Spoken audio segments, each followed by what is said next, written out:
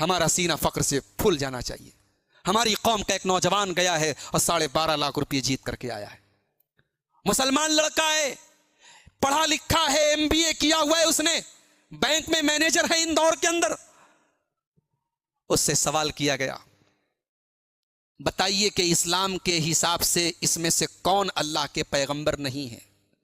4 option दिए गए। ए हजरत मूसा, B हजरत मोहम्मद सल्लल्लाहु अलैहि वसल्लम, सी हजरत आदम और डी हजरत जिब्राइल। एक ऐसा सवाल कि अगर इस्लाम की बेसिक नॉलेज है तो एक मामूली सा बच्चा भी सवाल का जवाब दे सकता है। 4 ऑप्शन दिए गए, मूसा, आदम, मोहम्मद सल्लल्लाहु अलैहि वसल्लम और जिब्राइल।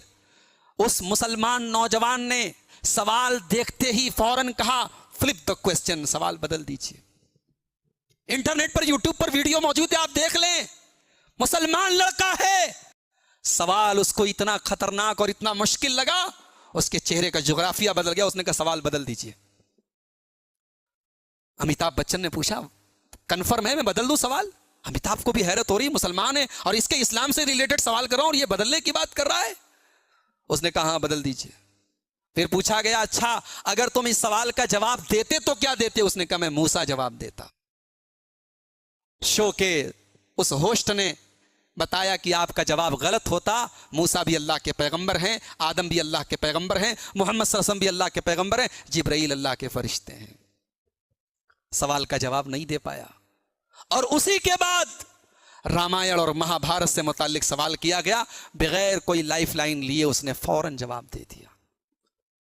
यह हमारी कौम के पढ़े लिखे वेल एजुकेटेड नौजवान का हाल है। उसे रामायण के किस्से और कहानियां याद हैं, उसे महाभारत के किरदारों के नाम याद हैं, उसे नबियों के नाम याद नहीं, उसे नमाज का तरीका मालूम नहीं, उसे वजू का तरीका मालूम नहीं, उसे अल्लाह के बारे में कुछ पता नहीं, उसे रसूल के बारे में कुछ पता नहीं। मेरे भाइयों, कल अल्लाह की बारगाह में हम क्या जवाब देंगे?